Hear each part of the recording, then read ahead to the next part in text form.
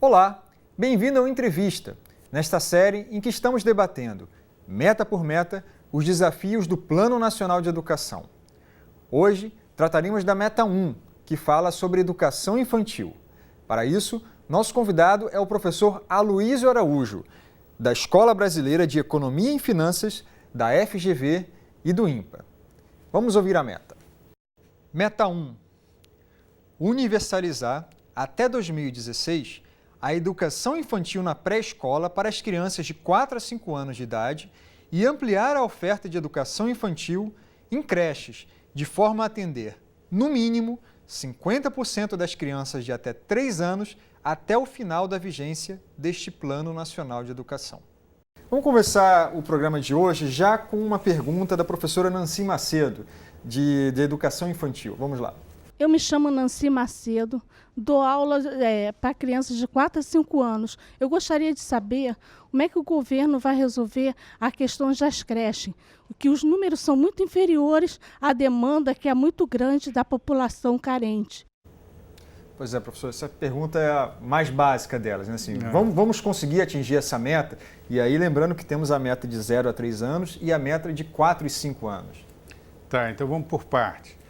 A meta de 4 e 5 está bastante avançada. Eu acho que nós vamos conseguir, como tivemos conseguindo as outras faixas etárias. E eu acho que talvez tenha até um pequeno problema aí de que algumas mães e pais não queiram colocar as crianças já no 4 anos na escola. Enfim, a gente está tratando uma meta de chegar a 50% até o final do Plano Nacional de Educação. Né? A pergunta que foi feita é uma pergunta mais ampla, é a pergunta de como resolver o problema das creches. Eu concordo com ela que para resolver o problema das creches, principalmente das pessoas de mais baixa renda, classe D e E, uma coisa assim, vai ser muito difícil porque tem muita demanda. Outra coisa é o objetivo do governo, que é cobrir 50%. Cobrir 50% eu não acho tão impossível, porque o coorte das crianças que tem que ser atingido está diminuindo, já chegou a ser 0 a 4, chegou a ser 12 milhões, agora está um pouco mais de 10. Então, com o tempo tem se diminuindo, né? A famosa diminuição da fecundidade, não é isso? Então, isso reflete no menor de crianças que serem atendidas. Agora, por outro lado, você também tem enorme pressão, né, como foi expresso aí nas palavras da professora, de demanda por mais creches, os pais querem, mães que precisam trabalhar e precisam deixar a creche, as crianças em algum lugar para serem cuidadas. Então, inclusive a justiça, né, tem muitas mães que vão à justiça para ter esse direito. O Supremo declarou que a justiça pode ser utilizada para obtenção de vagas, né? Então, a pressão em cima dos prefeitos é muito grande e, embora algumas prefeituras mais pobres tenham dificuldade de encontrar terrenos, e não só as mais pobres, em geral, tem uma dificuldade de logística muito grande, mas o governo federal já deu alguns passos, por exemplo, criar uma creche padrão, enfim, e fazer alguns adiantamentos mesmo, não só cobrir do Fundef. Eu tenho um pouquinho de preocupação, que se a economia não crescer muito, né, porque a educação tem um certo percentual dos recursos, e também em cima disso, a gente tinha os royalties de petróleo. Então, os royalties de petróleo, hoje em dia, são muito menos promissores, porque justamente é o acréscimo depois de um certo número básico. Se o preço básico na qual os royalties incidem diminuem, então as perspectivas de royalties são muito menores. E, por outro lado, se a economia não crescer, vão ter menos recursos. Isso pode ser um outro complicador. Mas, em geral, estou otimista porque a sociedade quer creche. Agora, professor, como o senhor mesmo estava colocando, e a professora também, de certa maneira, coloca isso, a gente tem um risco enorme aí. A gente, mesmo que atinja essa meta de 50%, nós somos um país marcado ainda por profundas desigualdades.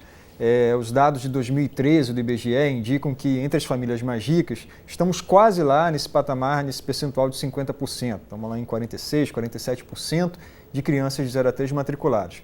Mas quando a gente vai para os mais pobres, esse percentual é de 15%, 20%, ou seja, é bem mais baixo. Então, como fazer para que, desde cedo, desde o primeiro contato com a criança na escola, no caso da creche, a gente já consiga começar a corrigir essa desigualdade?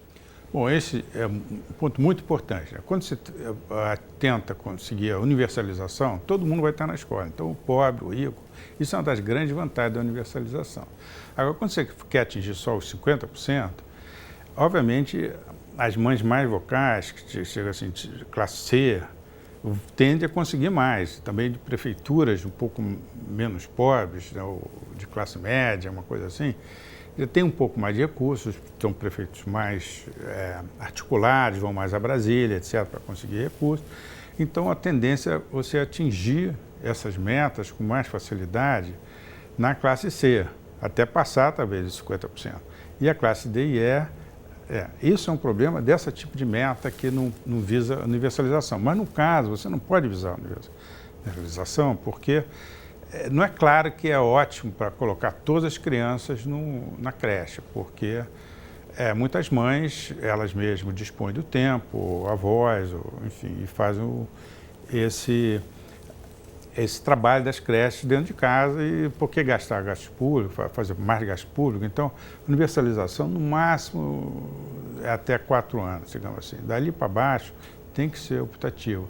Mas eu acho que nós temos que ter outros tipos de metas, talvez visando também atendimento não só na média de 50%, mas também para pessoas mais pobres ou entre municípios. A meta fala também de articulação de municípios, estados e governo federal, que seria desejável essa articulação. Mas não diz como vai se dar essa articulação. Talvez seja apenas uma carta de boas intenções. Até porque, nesse caso, no caso da educação infantil, a gente tem muita clareza de que a principal responsabilidade é dos municípios. E aí a gente está entrando assim, a União tem que entrar, justamente, imagino eu, para corrigir desigualdades, mas vai lidar com, muitas vezes, prefeituras com pouca estrutura, até com pouca capacidade técnica de dar conta da demanda, né? Então, talvez realmente tenhamos que ter um pacto aí da federação que realmente funcione de modo que chegue essas políticas públicas aos municípios mais pobres. O senhor concorda, imagino? Eu concordo totalmente, e aí que eu sou mais pessimista. Então, atingir a meta de 50%, mesmo se não atingir 50%, se atinge 45%, eu acho que provavelmente chega perto lá. Mas essa de atingir municípios mais pobres ou faixas de renda mais baixas é mais complexa, entende? Eu acho que tem alguns municípios que têm essa visão de tenta construir mais creches em lugares mais pobres, mas é uma coisa que não está tão explicitada. Olha, professor, até agora a gente tratou da questão do acesso, né? Mas já mudamos, até pouco tempo atrás ainda se pensava na creche, até mesmo às vezes na pré-escola, apenas como um lugar de cuidado, onde os filhos vão estar lá enquanto as mães e os pais vão estar trabalhando. Hoje em dia a gente já evoluiu bastante, temos uma discussão, uma necessidade de discutir qualidade, ou seja, a gente quer que essa creche, essa pré-escola tenha qualidade. Por que é importante ter qualidade? Bom, alguns estudos, inclusive do Ricardo Paz de Barros, ele viu que outros estudos internacionais também, na Colômbia, dizem que chegam à conclusão de que creche de baixa qualidade pode até atrapalhar a educação posterior da criança. Então, a gente tem que dar uma creche de qualidade. Eu acho que parte disso está coberto, porque já se passou, né, legislação no sentido de que tem que ser professores com nível superior completo, que vão fazer o papel de professoras em creche, e também módulos de governo federal ofereceu, já com padrão razoável. Então, acho que a gente já caminhou muito no sentido de ter creche de melhor qualidade. Agora, o que a gente não avançou ainda é em termos de currículo, o que deve se fazer dentro da creche, como distribuir o tempo. Ninguém sabe de antemão o ótimo, mas a gente tem que tentar vários métodos diferentes, avaliar esses métodos, né? A gente não pode ter palavras tabus, tem que avaliar os vários tipos de métodos que podem ser utilizados, tem que fazer experiências diferentes, ver quais são os melhores e reproduzir mais os melhores e também medir um pouco as crianças, né? Porque as outras metas, né, para faixas etárias mais elevadas, né, você tem o SAEB, né, tem outro. Agora, a gente não quer talvez medir a criança nos mesmos moldes, né? Mas, por exemplo, detectar... Quais seriam os moldes? Assim? Por exemplo, detectar a criança que tem um problema motivo, de problemas de interação, problemas de violência, por exemplo, ou no lar, ou na vizinhança. Então, crianças que vão ter que ter um nível de atenção especial. Isso tem que ser falado nisso, mas talvez se a gente encontrar métodos de tornar isso mais explícito, eu acho que para mim seria essencial. Professor, quase todas as metas do Plano Nacional de Educação que a gente discute, a gente acaba indo também na questão do professor. Ou seja, o senhor está falando ali da importância de se avaliar, de se ter um currículo até mesmo para a educação infantil, e aí vem a questão essencial que perpassa todas as metas praticamente. Que professor é esse? Estamos formando já professores preparados para esses desafios na educação infantil hoje? Em primeiro lugar, não acho que tem por exemplo, a gente pode falar de um currículo na escola secundária, que está se falando agora, eu acho ótimo, isso demorou muito tempo, acho que tem que se falar em outras faixas. A educação infantil, a gente não tem um currículo ideal. O que eu acho é o seguinte, tem que ter, explicitar qual é a metodologia que você vai utilizar, qual é o currículo que você vai utilizar e ver quais que são melhores que os outros. Mas falar... A França, por exemplo, criança de 4 anos tem école maternelle, tem já um livrinho padronizado, né? De 0 a 3 é muito difícil, mas de 4 a 5, por exemplo, já lá tem um livrinho, tem várias versões, mas essencialmente é a mesma coisa que na França inteira está unificada. A França é um país menor, menos populoso que o Brasil, talvez repetir isso no Brasil não é o que eu estou propondo, mas e alguma coisa de algumas experiências mais unificadas e ver qual delas é melhor, entende? Mas já se debater isso. Agora, em matéria de pessoas, eu acho que está se discutindo isso, como treinar, escola de pedagogia, de educação. Eu acho que nós temos que ser mais abertos à avaliação e a usar o método científico. Nós estamos quebrando esses tabus, por exemplo, escola secundária, né? E talvez devemos quebrar nos outros níveis também. Professor, voltando um pouco à questão assim de para que queremos uma pré-escola de qualidade, uma creche de qualidade, para que queremos esse atendimento?